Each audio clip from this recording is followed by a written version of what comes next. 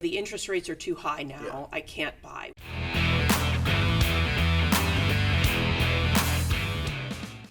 I'm Darla, a licensed realtor here in Pittsburgh. I'm here with Jim Kernan today, and we are going to talk about loans and financing a home purchase. Very exciting. Yeah, very exciting stuff. And the stuff that is always the first question that people ask me, always the thing that I get a ton of questions. How do I buy a house? Yeah. How do I know if I can afford a house? Yep. What do I need? So maybe if you could just give us a quick run through, and if you want to tell us about kind of yourself, your experience, all that stuff. Sure. Having me. And again, my name is Jim, and I'm a mortgage loan officer, mortgage banker, however you'd like to call it. I've been doing it for quite some time. I started in the business in 1998.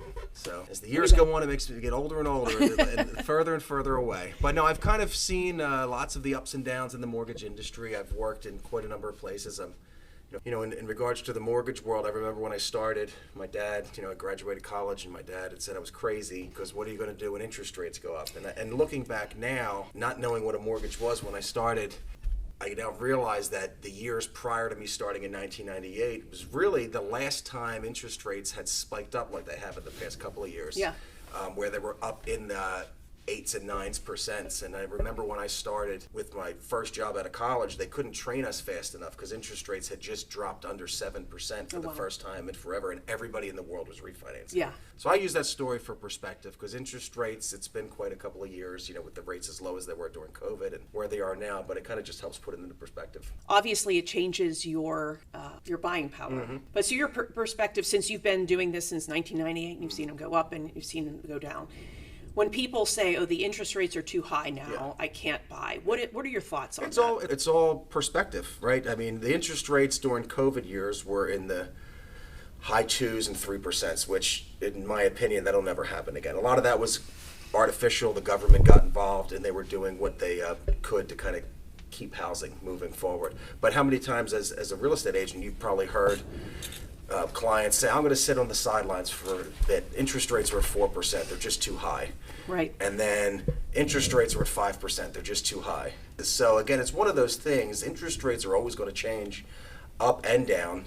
It's like if the numbers make sense, do it, because if it's the perfect house and you don't want to rent anymore, even if the interest rate's 6.5% today now, it may be at 4.5% 2 years from now, and you can refinance. I mean, not so much interest rate as much as what is the monthly payment? What does that actually mean? So when people are looking at that in the monthly payment, and there are a lot of factors that go into that payment of what is actually going to come out of your pocket every month. Then there's you got your principal and interest, which is your mortgage. You have the real estate taxes, because that's one thing that really shocks folks. I tell people, I said, you can find two houses that cost $200,000 in two different school districts, and one house could cost you $300 more a month because the real estate taxes could be so much higher. So you have your homeowners insurance, and then depending upon your down payment, you may have mortgage insurance. So there's a few components to the mortgage payments that are going to come into play, where those online calculators don't always give you a true representation of what you're going to end up paying in the end. That's where talking with someone like yourself, a real estate agent, is key.